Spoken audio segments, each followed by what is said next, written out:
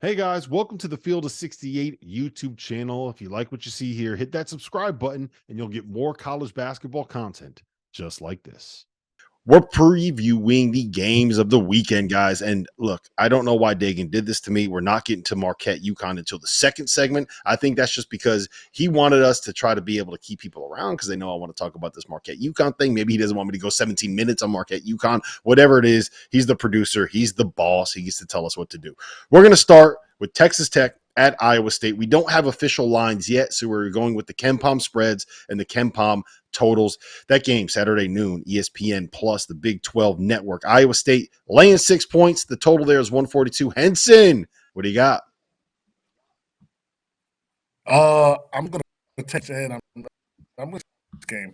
I was rolling. They're playing well. Otzelberger's got them boys. I think he's finally implemented his plan on how he wants his team and his program to be.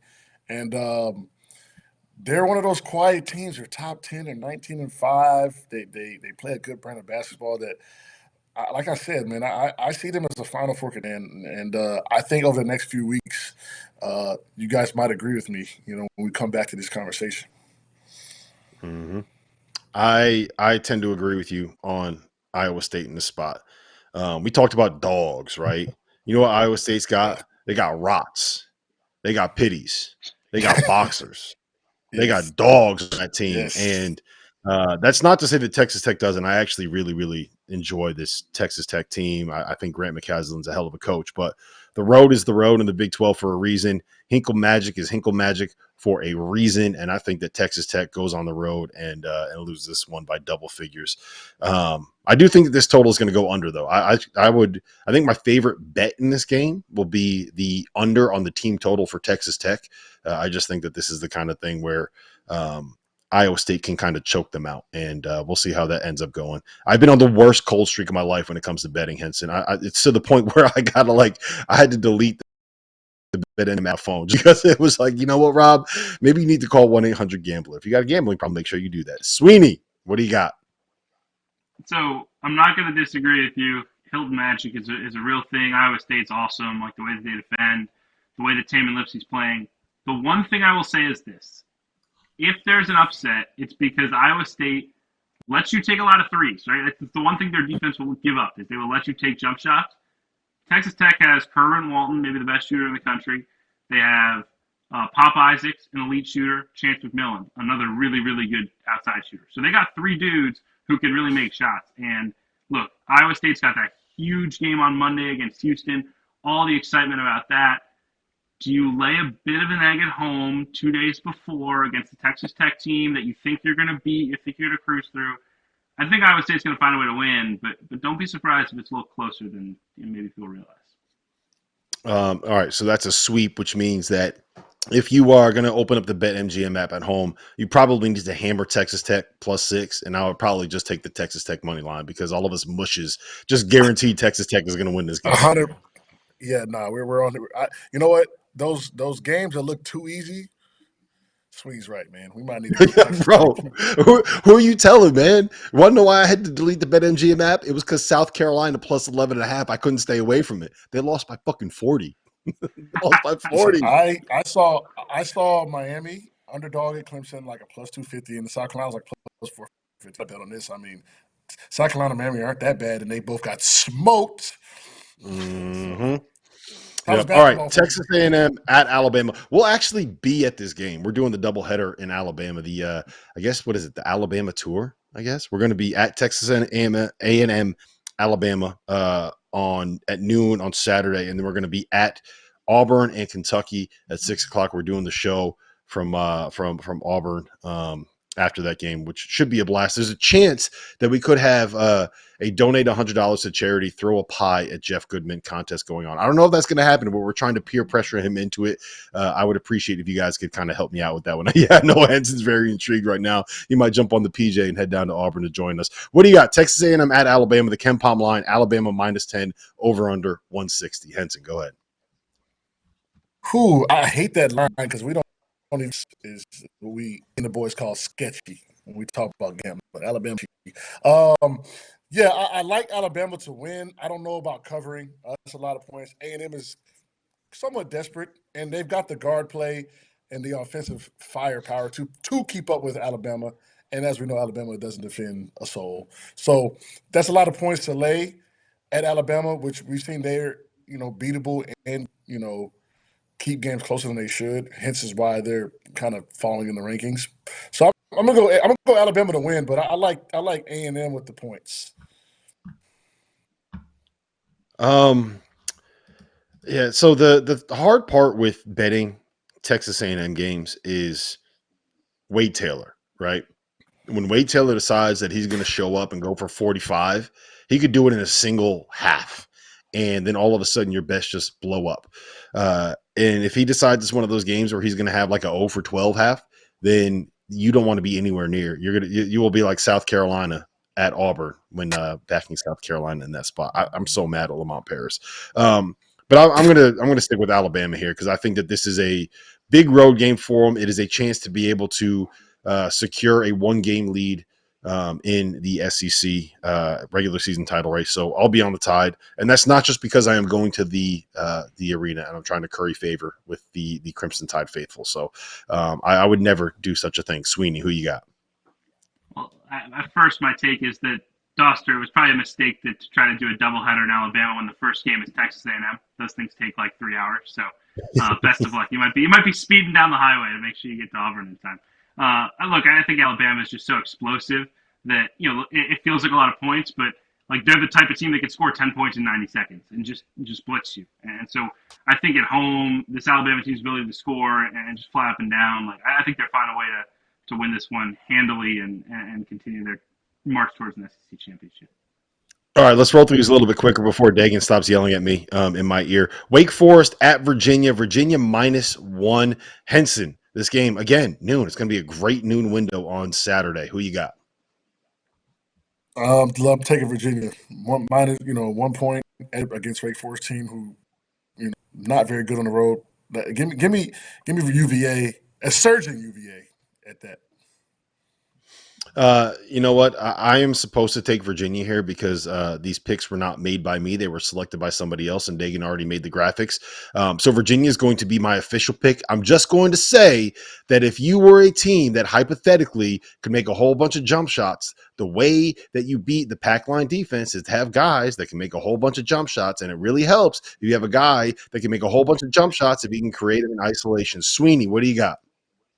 Like I feel like an idiot for picking against Virginia days after they lost at home to Pittsburgh, but Wake is just so talented and blew them out already once this year. I think Wake finds a way to go get that signature win on the road.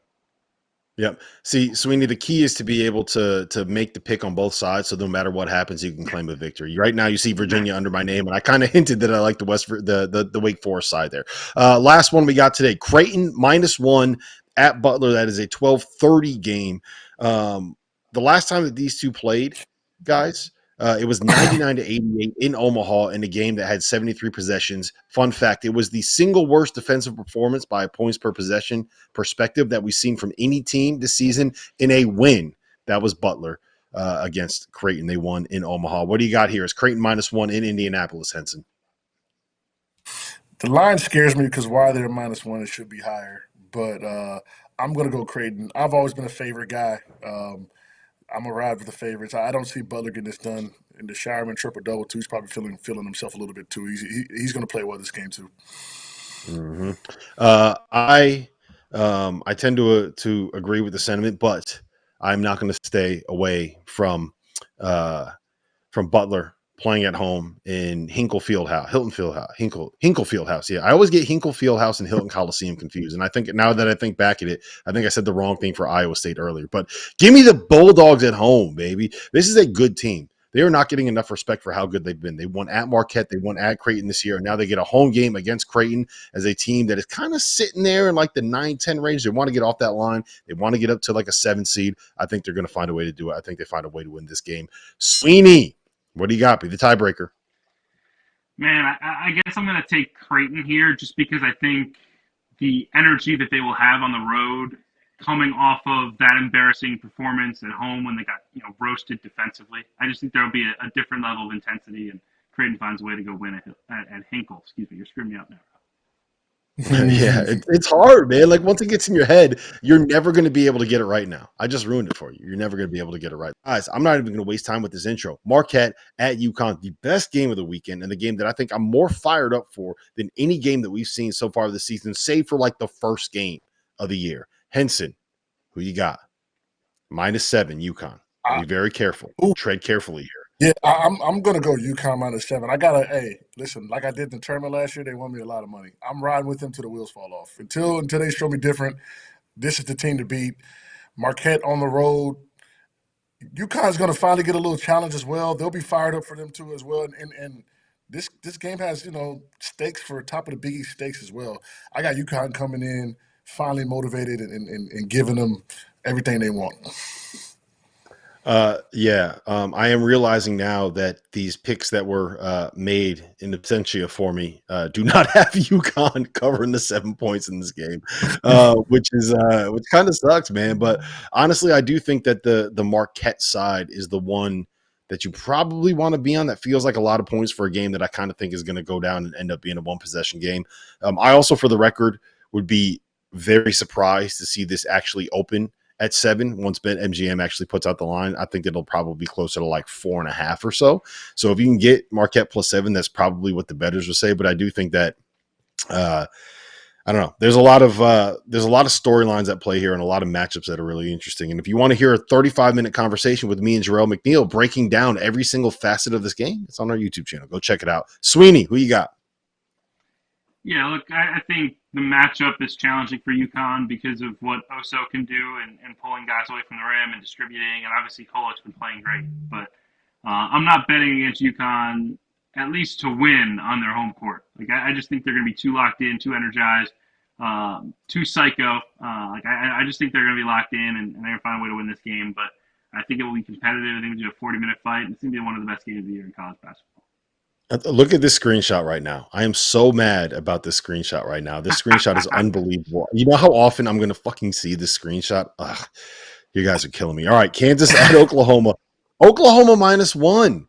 Henson, we can get Kansas as an underdog in this spot. You like them on the road here?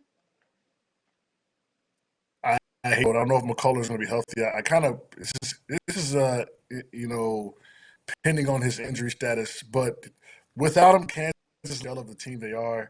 The intensity's not there. Defense isn't there. Offensively, Bill Self's throwing guys in, hoping and praying that they give some type of contribution. It's too late in the game for that.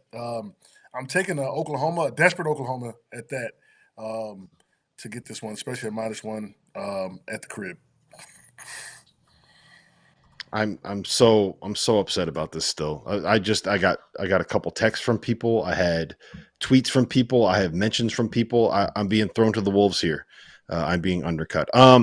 I hear what you're saying about Kansas, and I think I tend to agree in this spot. If you can give me and guarantee that we're going to have a healthy McCullough and the DeJuan Harris isn't dealing with that bum ankle, I think that the side that you probably want to be on is Kansas getting points on the road. But there's just no way that you can know that. And given the fact that that McCullough missed the last game and Harris was very clearly not DeJuan Harris in the last game, I think it's very hard to take Kansas here. Sweeney, what do you got? Look, this is Kansas's best chance to get a road win the rest of the way. If you look at their schedule, their other 2 road tests are doozies. So they better win this game on the road. That being said, I'm picking Oklahoma. Oklahoma has the wing athletes, the toughness, the defense that Porter Moser has instilled. And I think, look, that atmosphere at their place isn't always great, but I think for a Saturday afternoon against Kansas, I think Lloyd Noble Center should be rocking. I think Norman shows up and Oklahoma gets a big win. Looks like that's a sweep. Again, a sign that you want to take your entire account, everything you got on the BetMGM app, and just put it on Kansas plus money when that line comes out. Just that's the lock of the century right there. All right, Utah State at Colorado State, which is one of the most intriguing games that we're going to see on Saturday. Utah State has a chance to keep a first place lead on the road in one of their toughest road games in the Mountain West, which has been such a fun conference this year. Henson, what do you got? Colorado State -3 in this spot. I'm tired. I'm tired. I picked a dog later, but we took it off. But I'm Colorado State. They've kind of been meddling a little bit, trying to get.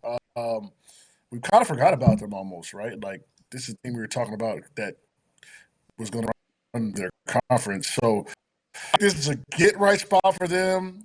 We're back on the map kind of moment for them, and I think they are going to be ultra prepared at home for a Utah State team that right now people like a lot more people like over the over Colorado State.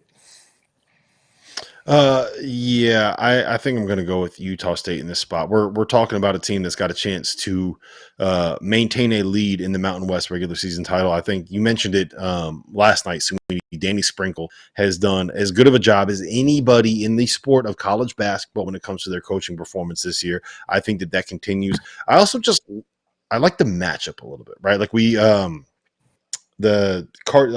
Cartier, right? Cartier hurt his ankle against San Diego State on Saturday.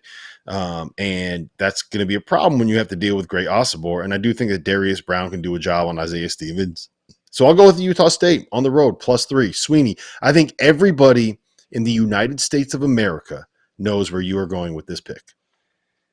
Yeah, give me the Rams, man. I mean, look, it's an important game for them at home. Got to protect it. I just think when you have Isaiah Stevens, one of the best point guards in the country, and you have a game that you feel like you have to win to keep pace in the Mountain West standings, you find a way to win that game, and I think he wills them to victory on Saturday. All right, last one we got for the night. The last game that I will be at tomorrow, the second half of a doubleheader, Kentucky at Auburn. Right now, KenPom has that line at Auburn -10. Henson, double-digit points you could be getting for Kentucky. On the road, though, at Auburn, I don't know. What do we got here?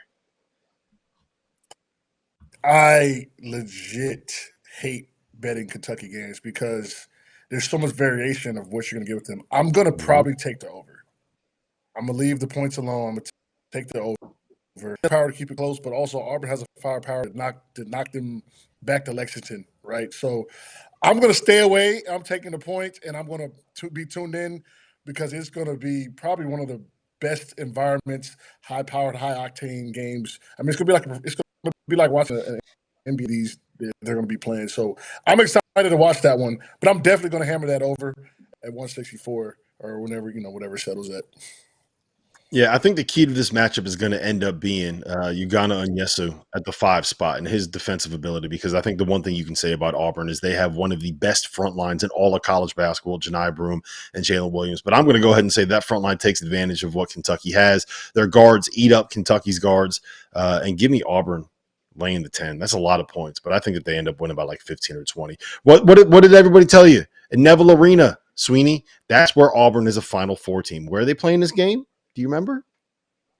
It's at Neville. And the students are already camping out. I mean, it's going to be an unbelievable atmosphere. Look, I don't know that I would bet against – I don't know if I would bet on T.O. Charlotte Hornets against Auburn at this place right now. Like the way that they are playing at home is unbelievable. So, look, I think Kentucky will be ready. I think their guards will come out and hit shots. I just don't know that they can deal with the Auburn onslaught that I think is coming. I think Auburn wins this one going away. Thank you for watching the Field of 68. If you've enjoyed what you've seen here, hit that like button, share this link with your friends, or check out the description for some other places that you can consume Field 68 content.